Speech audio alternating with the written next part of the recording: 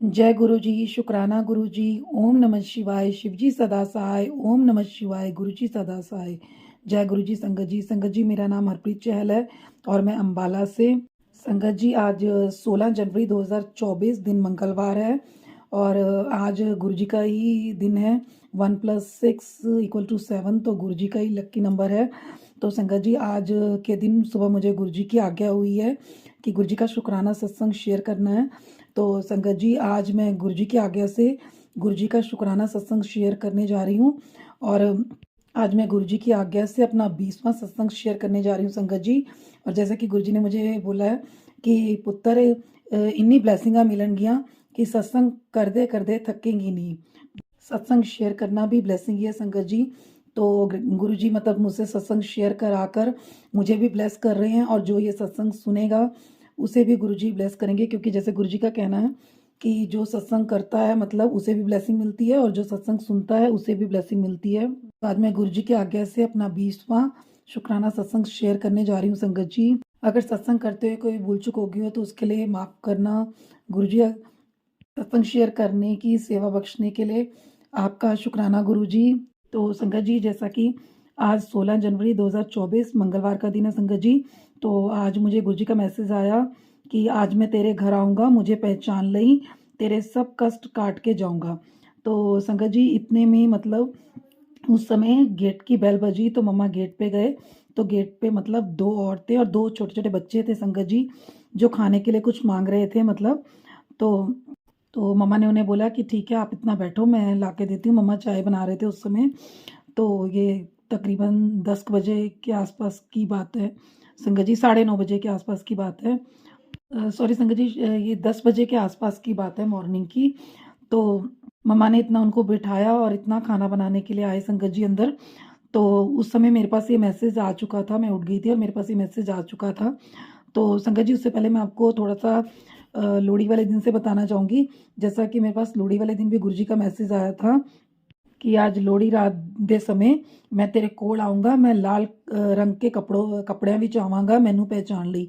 तो संगत जी, सुबह लोहड़ी वाले दिन से अगले दिन मतलब मॉर्निंग में रात को मैसेज आया, तो सुबह मॉर्निंग में एक लड़की आई मतलब, तो उसने लाल कलर की जैकेट पहनी हुई थी। तो वो मम्मा से लोहड़ी मांगने लगे। तो इतना मम्मा अंदर लोहड़ी लेने आए तो इतना डाल रहे थे मतलब। तो जब जाकर देखा बाहर तो वो लड़की वहाँ थी ही नहीं। मम्मा ने आगे पीछे साइड में चेक किया तो वो थी ही नहीं, वो चली गई वहाँ से, पता नहीं। तो उसके बाद संगत जी, अ, आज जो मैं आज की बात आपको बता रही हूँ, उसके बाद आज 16 जनवरी 2024 मंगलवार को आज वो जो 2 लेडीज़ और मतलब 2 छोटे-छोटे बच्चे आए। तो उनमें से जो मतलब लेडीज़ थी उसने रेड कलर की ही कैप पहनी हुई थी संगत जी। तो मैं वैसे ही बच्चों से पूछ रही थी कि क्या उन्होंने रेड कलर का कुछ पहना है? तो उन्होंने बोला हाँ। तो संगत जी, जब मम्मी ने उन्हें बिठाया तो मम्मी ने सब्जी चटनी और मतलब रोटी प्रसाद दिया और साथ में उन्हें चाय दी संगत जी। तो उन्होंने मतलब खाई, फिर उन्होंने मतलब बोला कि 2 रोटी और देना। तो मम्मी ने फिर और बनाई, मतलब उन्हें बोला इतना बैठो मैं बना रही हूँ। तो मम्मी ने फिर और दी। जब बाहर जाके देखा तो वो उठ के एकदम चले गए। जब मम्मी ने उन्हें देखा तो जा रहे मतलब, फिर मम्मी ने बोला आप जा क्यों रहे हो? बोले मैं इंतज़ार कर रहे थे। मम्मा ने बोला नहीं, मुझे बनाने में भी तो टाइम लगेगा ना, इसीलिए। फिर उन्होंने वहीं पर बैठ के संगत जी मतलब और रोटी खाई और मतलब लंगर प्रसाद दोनों लेडीज़ ने और दोनों बच्चों ने चखा। और खाने के बाद मतलब मम्मी को बहुत दुआएँ दी जाने से पहले मतलब पंजाबी में बोले मम्मी को कि तेरी कोठी नूं भाग लगन, तू मतलब स्वस्थ रहे और तेरी धी ठीक हो जे, तेरे बच्चों दी जोड़ियां बनी रहन और तेरे घर च बरकत रहे। मतलब उन्होंने पंजाबी में वर्डिंग यूज़ की उन्होंने संगत जी। और जाते मतलब मम्मी को बहुत सारा आशीर्वाद दे के गए। तो उसके बाद संगत जी मतलब मम्मी को भी अच्छा लगा कि चलो उनको मतलब उन वो सुबह-सुबह आए और मैंने मतलब खाना खिलाया और वो खुश होकर गए मतलब। और आशीर्वाद देकर गए। तो संगत जी, उसके बाद मेरे पास और मम्मा के पास भी इसी तरह के मैसेज आ रहे थे कि तुम्हारे मतलब कष्ट काट रहे हैं मतलब उस तरह से।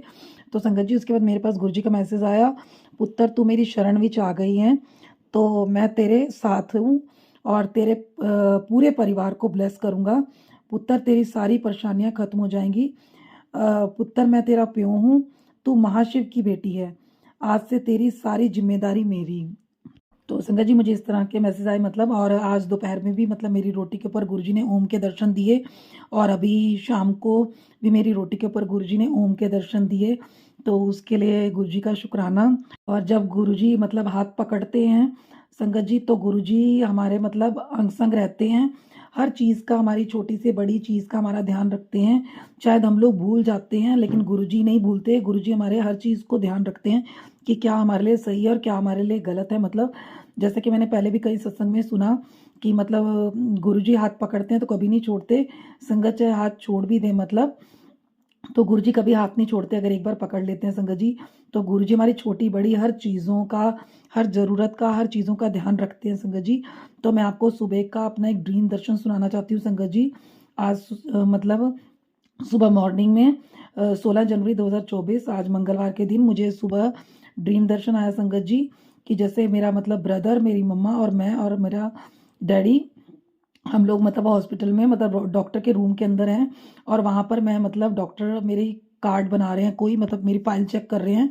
और वो फाइल चेक कराने के बाद हम लोग डॉक्टर से मिलकर मतलब घर आ गए। घर आने के बाद मैं डैडी को बोलती हूँ कि डैडी जी आप मेरा रेफरल भी तो बनवाना था, क्योंकि मुझे स्टीरॉयड इंजेक्शन लगता है 40s में।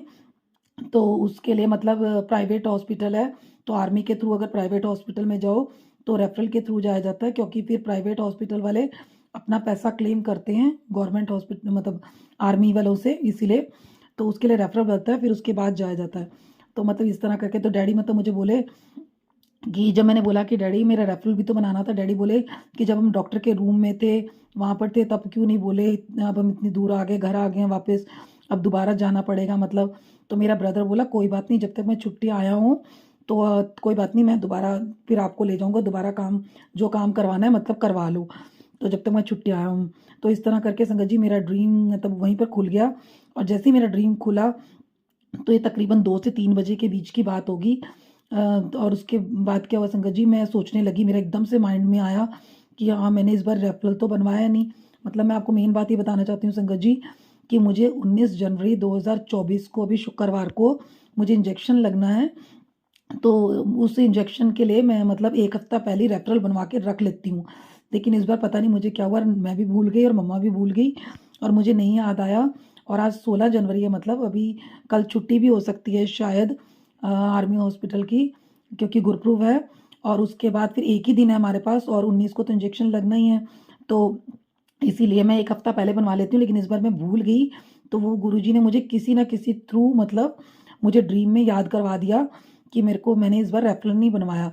तो सुबह उठते मैंने मम्मी को ये बात अब बताई कि मम्मा आप भी भूल गए, मैं भी भूल गई, और हमने इस बार रेफरल तो बनवाया ही नहीं है। तो मैंने कहा सुबह मुझे ड्रीम आया, इस तरह मैंने मम्मी को पूरा ड्रीम सुनाया। तो मैंने कहा किसी तरह गुरुजी ने मतलब मुझे ये चीज़ रियलाइज़ करवाई है, रिकॉल करवाया है कि मतलब मैं अपना रेफरल भूल गई हूँ। तो संगत जी वैसे तो मैं अभी अपना अपॉइंटमेंट कैंसिल कराने की सोच रही थी, लेकिन रेफरल तो हम पहले ही बना लेते हैं, क्योंकि डॉक्टर्स का पता नहीं है कि फिर वो बोलें कि मतलब आपका 19 तारीख थी और वो निकल चुकी है, तो हम रेफरल पहले बना लेते हैं। अगर मुझे कभी भी अपॉइंटमेंट आगे बढ़ाना भी पड़े तो मैं आगे बढ़ा लेती हूँ। अभी मैंने 26 जनवरी, 31 जनवरी या 2 फरवरी सोचा था करूँगी, क्योंकि मेरी बड़ी भतीजी के एग्ज़ाम भी हैं और थोड़ा ठंडी का भी टाइम है। तो इसलिए मैंने सोचा था थोड़ा सा मैं पोस्टपोन करके आगे बढ़ा लूँगी, इसके एग्ज़ाम हो जाएंगे 27 को, ये फ्री हो जाएगी। तो उसके बाद अब मैं 31 सोच रही थी, और या फिर सोच रही थी कि मैं 2 फरवरी लूँगी, क्योंकि पहले इसके एग्ज़ाम 25 को ख़त्म से संगत जी, अब 27 को पोस्टपोन होकर थोड़ा एक एग्ज़ाम आगे हो गया है, तो उस वजह से। तो मेरे माइंड में ये रेफरल वाली बात जो एकदम स्लिप होगी, तो गुरुजी ने मुझे वो मतलब किसी न किसी थ्रू मुझे सॉरी संगत जी, मतलब किसी न किसी थ्रू गुरुजी ने मुझे ड्रीम के थ्रू वो याद करवा दिया कि मुझे रेफरल बनाना है। मैंने मम्मा को आज कहा है, तो अब जैसा भी टाइम लगेगा मतलब मैं रेफरल तो बनवा के रख लूँगी। उसके बाद जैसा मुझे टाइम लगेगा मैं उस हिसाब से फिर बाद में डॉक्टर को चेक करा के आऊँगी।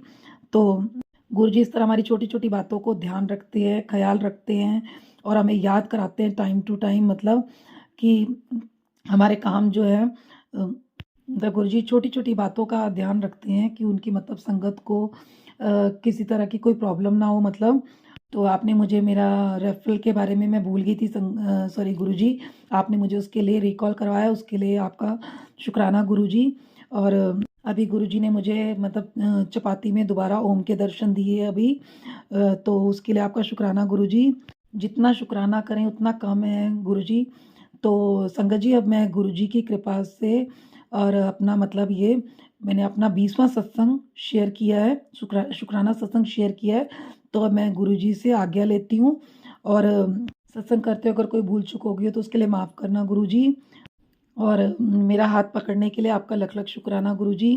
जैसा गुरुजी ने बोला है कि मैं मतलब हमेशा तेरे साथ हूँ, मेरे पास बहुत दिन से मैसेज आ रहे हैं। तो वाक़ई में गुरुजी हर पल साथ हैं, अंग-संग साई हैं। तो ऐसे ही हमेशा मेरे अंग-संग साई रहना गुरुजी। मेरा हाथ पकड़ने के लिए आपका शुक्राना गुरुजी।